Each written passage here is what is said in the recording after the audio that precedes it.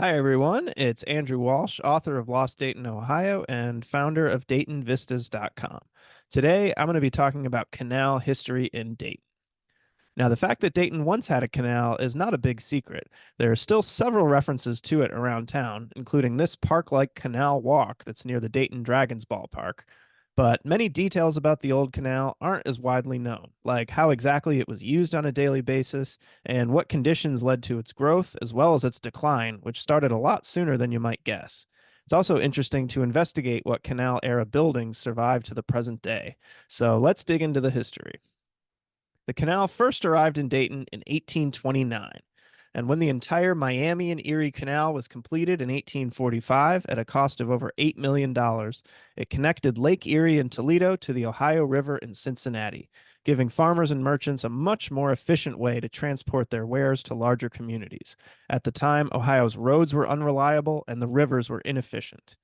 In its early years, the canal was a major international port for goods coming into Ohio, and that spurred explosive growth for the Gem City. One article even speculated that without the canal, Dayton today would probably be the size of Germantown, whose population is under 6,000. Another article described the new world of commerce made possible by the canal. For the first time, finished goods from Cincinnati could be purchased in Dayton. Line boats used for hauling freight on the canal were filled with whiskey, wheat, corn, and blocks of ice. Canal boats with names like Gem of Dayton and St. Louis of Dayton were pulled by teams of mules or horses along a 10-foot wide towpath. The animals hauled the 78-foot long boats for 5 to 6 hours before a second team took over to give them a rest. The canal was also a major route for personal transportation. In 1831, 7,000 people made the trek from Cincinnati to Dayton in special barges known as packets. And then this later image depicts a typical recreational excursion on the canal in 1898. Here, students from Steele High School are on their way to a picnic near Taylorsville, 9 miles away. So, despite all the success the canal enjoyed during its early years, its days would be numbered as a more efficient form of transportation soon emerged: rail travel. By 1860, Ohio had 2,946 miles of railroad lines, more than 3 times the miles of all the canals in the state.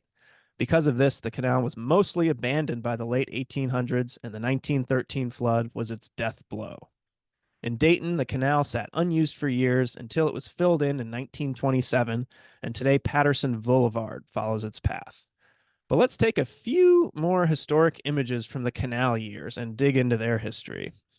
So this one features elephants bathing in the canal at a big celebration in 1899. Now, these buildings in the background are long gone, but I was curious where this location is today. And to find out, we can use one of the businesses that's visible in the image, the Pasteur Chamberlain Filter Company.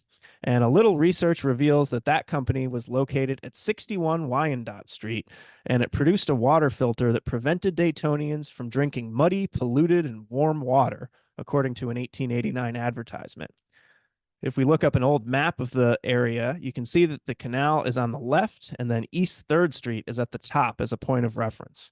And skipping ahead to the present day, we find that this same location is almost directly across the street from the Warped Wing Brewery. And Warped Wings building, which was formerly home to the Buckeye Iron and Glassworks Foundry, wasn't built until 1938, so it wasn't on that old map. And after decades as a surface parking lot, the block with the buildings in the elephant image is now once again occupied and now contains the City View condos. So if we travel from this location north, we see another historic image, and this one from 1903 is titled Canal at 2nd Street. Now, at first, I wasn't totally sure what direction this photo was facing, but a few clues from the photo caption helped me figure it out. So, the business that can be identified in the center of the image is the George J. Roberts Company, which was located at the northwest corner of 2nd and Mill Streets. We also can learn that the park that's visible on the left side of the photo is identified as Library Park, which we can understand to mean Cooper Park next to the downtown library south of 2nd. So that lets us know that this old photo is facing north. But especially since Mill Street no longer exists, it's a good idea to pull up some more of those Sanborn maps of the area so we can better understand the orientation. So in this image, I actually stitched together 2 maps so that we can see the George J. Roberts Company, which is circled in red, as well as the library park on the right. And then now we can compare the historic photo to a present day image.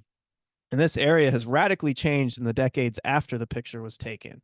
So much of it was turned into surface parking lots for Delco employees, and only more recently did that land get filled back in with these condo buildings.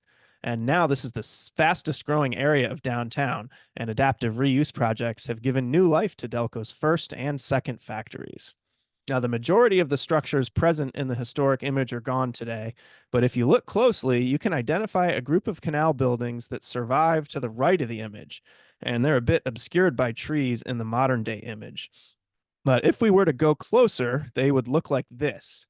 And this image was actually taken very soon after the canal was filled in, and the building in the middle is the one that's gone today.